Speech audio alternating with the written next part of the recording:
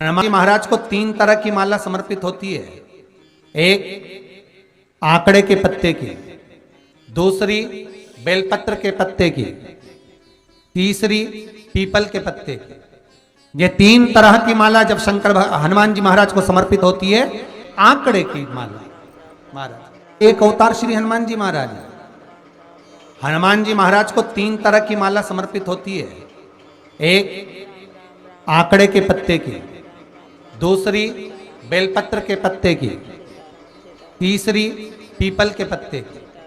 ये 3 तरह की माला जब हनुमान जी महाराज को समर्पित होती है।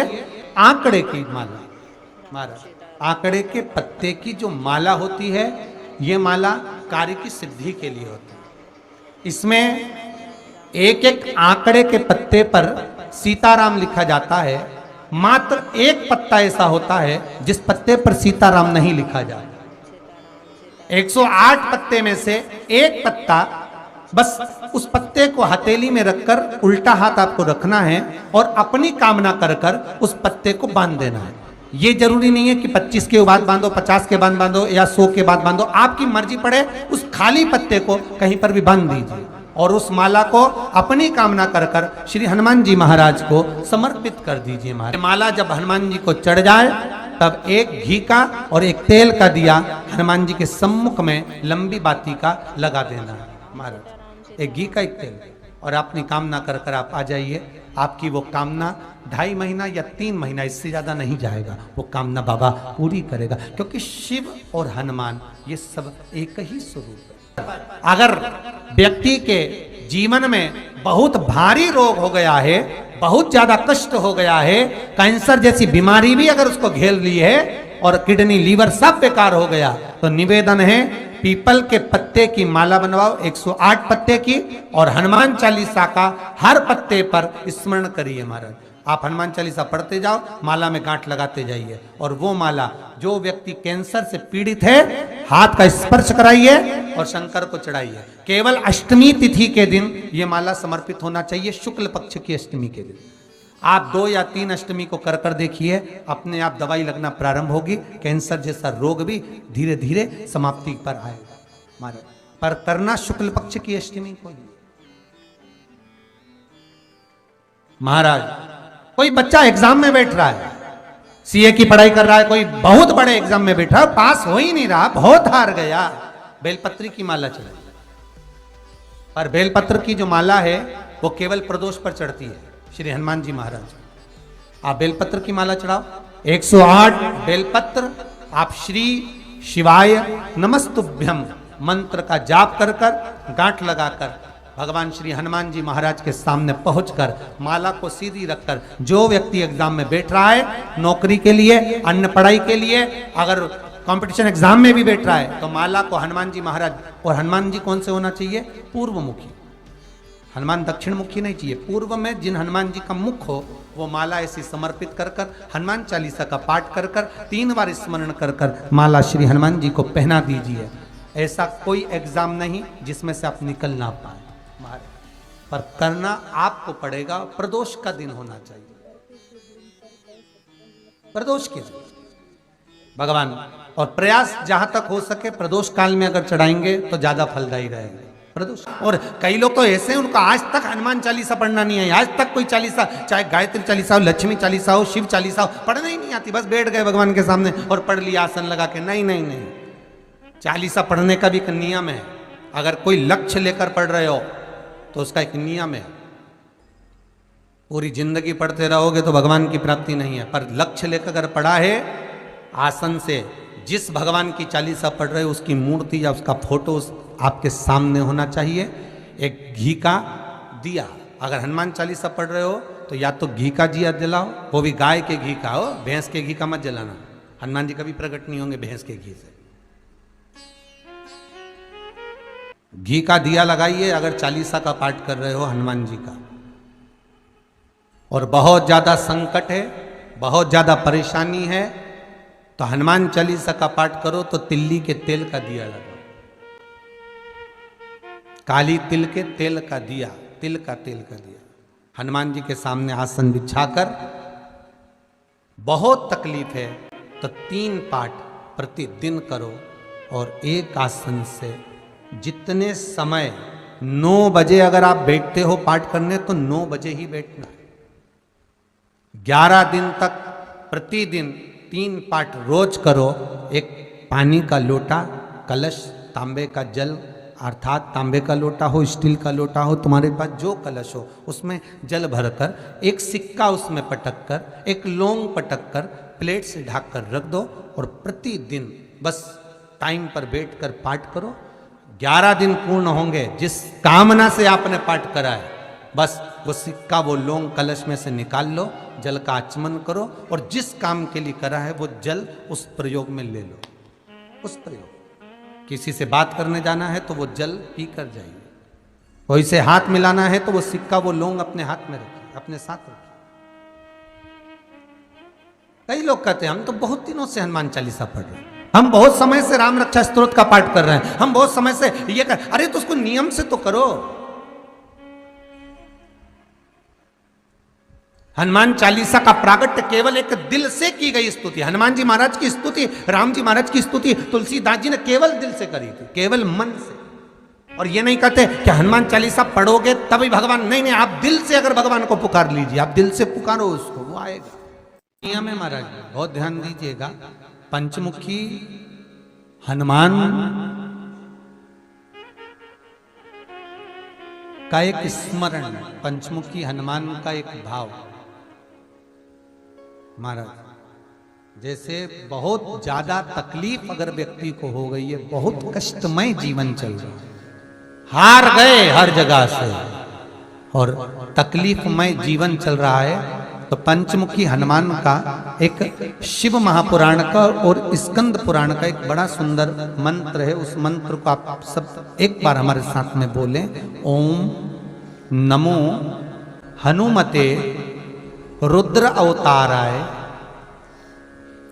सर्व शत्रु संहारणाय सर्व रोग हराय सर्व वशीकरणाय रामदूताय स्वाहा। बस इस मंत्र को हाथ में काली तिल लेकर, एक जौ लेकर और गूगल लेकर, थोड़ा सा उसमें गाय का घी डालकर, कंडे को या अग्नि को जलाकर इस मंत्र का 11 बार 21 बार जाप कर कर अपनी कामना कर कर छोड़ दीजिए। कैसा भी रोग हो, बीमारी हो, कष्ट हो, दुख हो, तकलीफ हो, 21 दिन के अंदर वो आनंद आना प्रारंभ कर देता है। इस मंत्र, स्कंद पुराण का, शिव महापुराण का ये मंत्र मूल पंचमुखी हनुमान सुख देंगे। और एक और चीज याद रखिए हमारा, यदि कोई काम के लिए जा रहे हो, कोई व्यापार के लिए जा रहे हो या नौकरी करने के लिए जा रहे हो और लगी नहीं रही, बहुत तकलीफ पा रहे हो, सर्विस ही नहीं लग रही, बहुत कष्टमय हो गया, तो निवेदन करूंगा 5 पीपल के पत्ते पर बेसन के 5 लड्डू घर में बने हुए, गाय के घी के 5 लड्डू रख लो, उस लड्डू के बीचों बीच एक आटे का दिया और उसमें तिल्ली का तेल डालकर इसी मंत्र का प्रयोग कर कर पंचमुखी हनुमान का किसी भी हनुमान के मंदिर में जाकर, दक्षिण मुखी हनुमान के मंदिर में जाकर उसको रख कर आ जाइए। इसके बाद आप उस काम के लिए जाइए, आपका काम सफल हो जाएगा। आपको किसी को नहीं कहना पड़ेगा कि हाथ जोड़ना नहीं पड़ेंगे, किसी के पांव नहीं पड़ना पड़ेंगे, तुरंत काम होगा। बस इस मंत्र का स्मरण कर कर पंचमुखी हनुमान का भूतेश्वर जो मंत्र है वो सुख देने वाला, आनंद देने वाला, सहज नहीं महाराज, सुख की खान है, आनंद की राशि में। महाराज आप कोई बहुत बड़ा काम करने जा रहे हो, बहुत बड़ा यज्ञ अनुष्ठान, विवाह, शादी आदि फंक्शन करने जा रहे हो, 4 दिन 8 दिन के लिए आप घर से बाहर जा रहे हो और आपको लगता है कि घर में ताला कैसे लगाएं, तो निवेदन है एक तांबे के कलश में जल भर लीजिए और जल भरकर उसमें थोड़ी सी काली तिल डाल दीजिए, भूतेश्वर शिव का नाम लेकर। कौन से शिव का? भूतेश्वर, शमशानवासी भूतेश्वर शिव का नाम लेकर काली तिल डाल दीजिए, कलश को प्लेट से ढक दीजिए, घर के किसी भी भाग में उसको रख दीजिए। उसके बाद आप चले जाओ। किसी की सामर्थ्यता नहीं है कि उस घर में कोई पांव रखे, किसी की सामर्थ्यता नहीं है। और अगर कोई भूले से पांव भी रख दिया तो 22 दिन या 21 दिन के अंदर उसको, जैसे लोगों को हवा आती है, बस उसको चक्कर आना चालू हो, बाल खोल खोल के घुमा मिलेगा। शास्त्र प्रमाण करता है हमारा भूतेश्वर शिव। ये कलश जो होता है ना, जल का जो पात्र होता है, ये साधारण नहीं होता, सहज नहीं होता महाराज।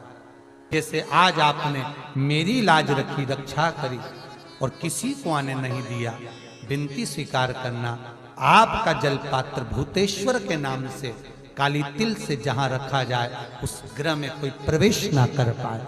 शिव जी ने वचन दे दिया, मेरी चंडियां 64 योगनियां, डाकनी, पिशाचनी, चुड़ैल और भूत इस कलश के विराजमान होते ही सर्वस्व फैल जाते हैं, फिर अंदर कोई नहीं आ सकता, भीतर प्रवेश नहीं हो सकता। जिसकी फैक्ट्री नहीं चलती हो,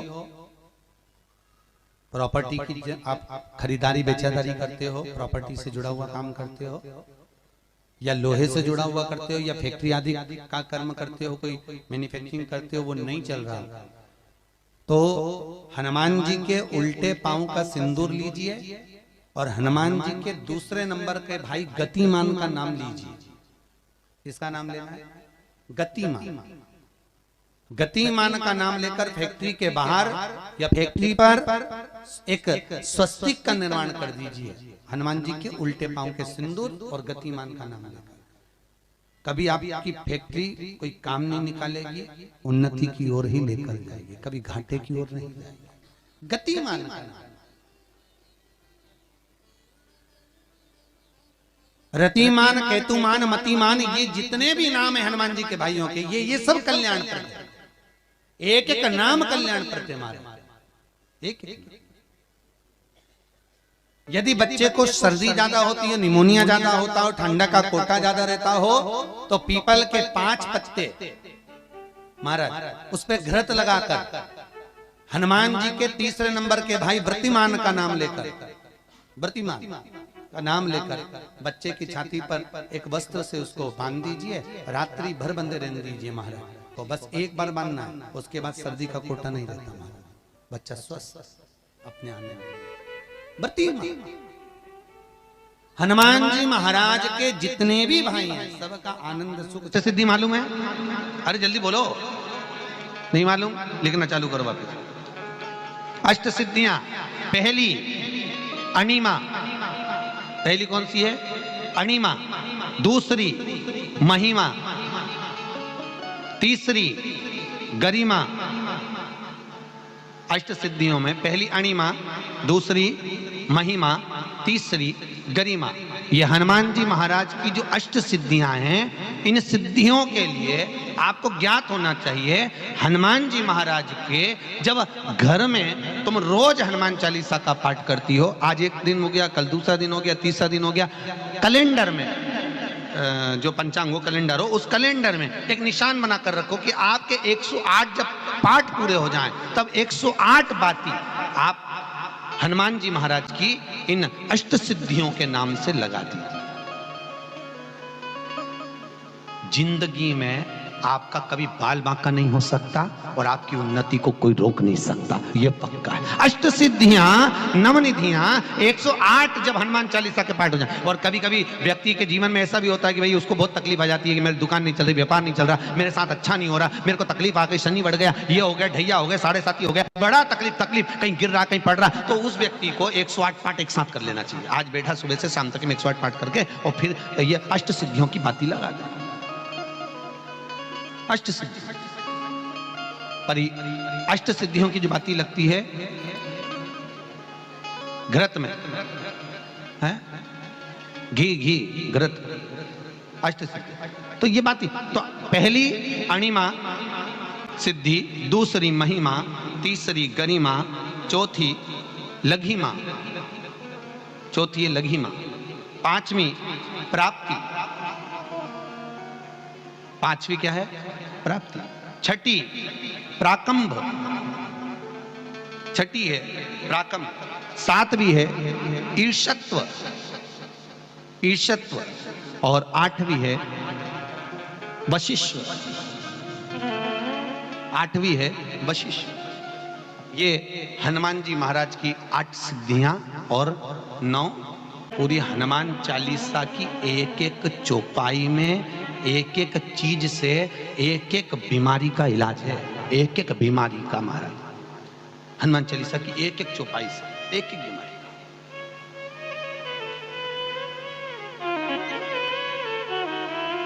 हमारे जीवन को हम चौपाइयों के क्रम से एक एक शब्द का भान करें कि वो उससे हमें प्राप्ति क्या है।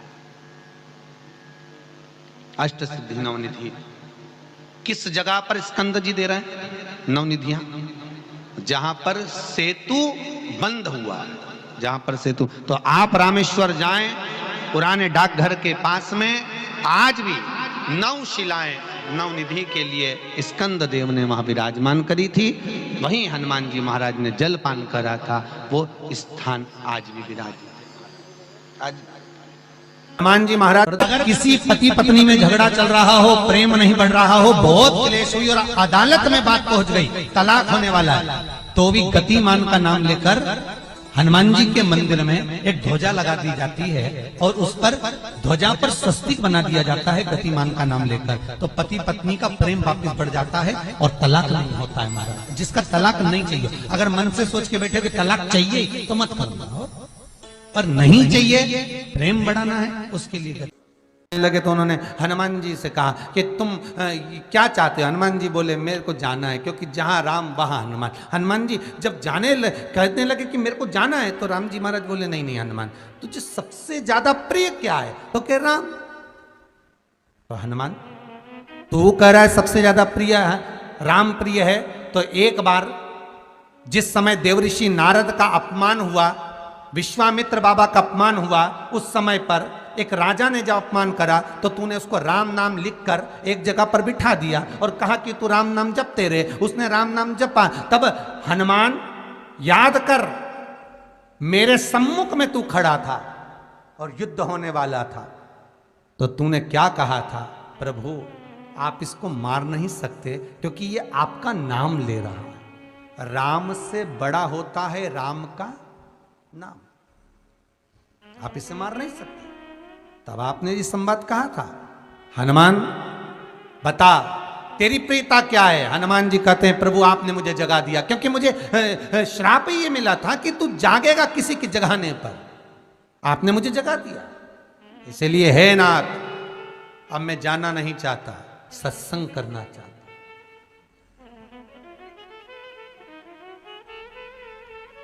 श्री राम जी का चरित्र है। अब मैं सत्संग करूंगा, भजन करूंगा, नाम जाप करूंगा। पर राम जी जानते हैं हनुमान से कहा, हनुमान मेरा जाने का समय आ गया, मुझे तो जाना पड़ेगा ना। सीता पृथ्वी में चली गई, मुझे भी जाना है। मैं सरयू के जल में अपने प्राणों को त्यागूंगा, मानव का शरीर है, इसको त्यागना तो पड़ेगा ना हनुमान।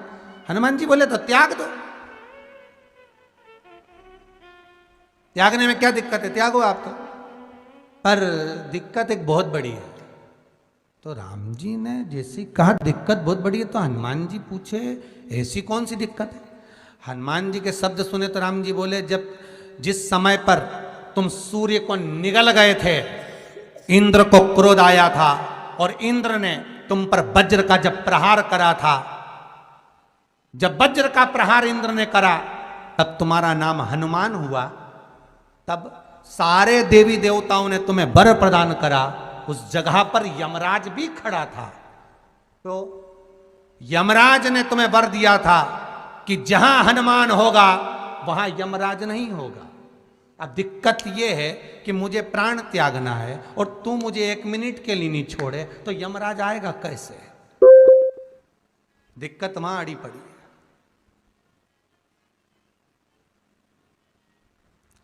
हनुमान जी मुस्कुरा के बोले राम जी महाराज से, प्रभु मैं आपके बिना रह नहीं सकता। तो राम जी बोले मैं भी जानता हूं कि तू मेरे बिना नहीं रह सकता, पर एक काम तो कर सकता है ना। क्या? मैं अगर कोई काम बताऊंगा तो तू करेगा कि नहीं करेगा? हनुमान जी बोले आपका काम और मैं ना करूं, ऐसा कभी हुआ है? जरूर करूंगा। ठीक है, बस अब राम जी महाराज ने सोच लिया कि हनुमान को जाने से पहले काम पर लगाना। अब वो कौन सा काम था? बोलो रे भाई, हनुमान जी को कहां काम पर लगाया राम जी ने? किस जगह पर काम पर लगाया? अरे सभी ने रामचरितमानस सुनी है, खूब सुनी, जल्दी बताओ। राम जी महाराज ने प्राण त्यागते समय, सरयू जी में प्राणों को देते समय, राम जी ने हनुमान जी को किस काम में लगाया था? कि राम जी ने अपने हाथ की एक मुद्रिका जिस पे राम लिखा हुआ था, वो मुद्रिका एक अयोध्या की एक सरंग में जमीन में डाल दिया और हनुमान से कहा जा जरा ढूंढ के लेके आ, मैं अभी घूम कर आया। और हनुमान जी तलातल रसातल भूमि के नीचे पताल में चले गए उस मुद्रिका को ढूंढने के लिए जिस पे राम लिखा है। और हनुमान जी पूछते भी जा रहे राम कहाँ है? राम की मुद्रिका पड़ी थी, राम की अंगूठी है। अब राम का ही सत्संग करते करते जा रहे और राम जी चले गए सरयू, क्योंकि हनुमान अगर होगा तो यमराज नहीं आ सकता। हनुमान को यहां से हटाना पड़ेगा तब यमराज लेने के लिए आ सकता, तब यम आए। और क्योंकि यम अपने नियम को धारण करेगा, चाहे कृष्ण हो चाहे राम। वही बात फिर याद कर लीजिए, अच्छा कर्म करिए, कर्म का दंड तो भगवान को भी भोगना पड़ता है।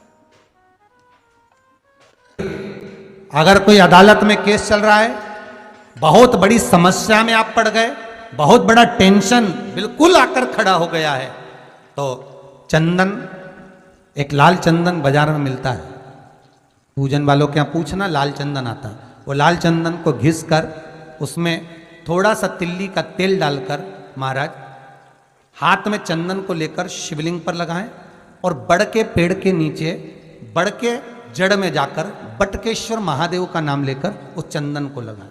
उसी चंदन का हाथ किसी रुमाल पर लगा लीजिए और उस रुमाल को जेब में रखकर कोई बहुत ज़्यादा दिक्कत और परेशानी है उस स्थान पर उसको लेकर बैठ जाइए। मन को भी शांति होगी, कार्य भी सफल होगा और सफलता प्राप्त होगी। बस तुमरुका जी का नाम का उसमें स्मरण करना है, कोई सहज नाम नहीं है। फिर निवेदन करूंगा, नारी अगर बच्चे को जन्म देती है और बच्चा 4 महीना 6 महीने तक गर्भ में रहता है, उसके बाद अवर्षण हो जाता है, तो एक नरियल पर, श्रीफल पर स्त्री के हाइट की मोली, मोली मतलब नाड़ा जो हाथ में बांधते हैं, लच्छा, उसको नाप लीजिए और तुमरुका जी का नाम लेकर उस नरियल पर लपेट कर अपना नाम और गोत्र बोलकर शंकर जी के शिवलिंग के पास में जो जलाधारी होती है चारों तरफ शिवलिंग के पास में, वहां रख दीजिए। शिव के शिवलिंग का स्पर्श करिए, एक बेलपत्र उठाकर मंदिर की चौखट पर खा लो तुमरुका जी का नाम लेकर। महाराज होने वाला जो बच्चा है वो पूर्ण होगा, बीच में अवर्षण नहीं होगा, बच्चा समाप्त नहीं होगा महाराज, और स्वस्थ उत्पन्न होगा। ये तुमरुका जी का नाम जीवन में सुख की अनुभूति कराने वाला, आनंद की अनुभूति, सहज नहीं है। शंकर का अनुमोदन, शिव का स्मरण, स्वयं शंकर और पार्वती भगवान आनंद के साथ में चलते। और कई ऐसी हैं जिन्होंने बांधी और तो नहीं हुई है, तो उसके लिए भी ध्यान रखिएगा। 18 साल हो जाएं, कई माताएं कहती है गुरुजी हमने सफेद आंकड़े की जड़ बांधी और मान लो संतान हुई। और कई ऐसी हैं जिन्होंने बांधी और तो नहीं हुई है, तो उसके लिए भी ध्यान रखिएगा। 18 साल हो जाएं, 17 साल हो जाएं, 10 साल हो जाएं, 12 साल हो जाएं और घर में बच्चा नहीं है, संतान नहीं है, तो प्रयास करना सफेद आंकड़े की जड़ को लेना, तुमरुका जी का नाम लेकर 21 बार शिवलिंग पे से घुमाना, रजस्वला धर्म के 7वें दिन कमर पर बांध लेना और उसी दिन से एक पीपल का पत्ता मंगवाना, शंकर भगवान पर चढ़वाना और पीपल के पत्ते को गौ माता के दूध में उसको उकलवाना। ठीक है, उकलवाकर ठंडा करवाकर पत्ते को बाहर ठंडा करने में डाल देना। दूध जब ठंडा हो जाए हथेली पर उस गिलास को रखना और भगवान शिव का तुमरुका जी का नाम लेकर उसको पीना चालू कर देना। लगभग 8 दिन 15 दिन उस दूध का पान कर कर फिर विश्राम करें। महाराज संतान की प्राप्ति अवश्य हो, संतान अवश्य प्राप्त हो। पीपल के वृक्ष में स्वयं मेरे भगवान शिव आनंद वास निवास करते हैं। बाबा भोलेनाथ स्वतः निवास कर रहे हैं। केवल एक पीपल के वृक्ष में कितना सुंदर लिखा पद्म पुराण में कि 52,000 ब्राह्मण का एक साथ निवास पीपल के वृक्ष में होता है, एक साथ।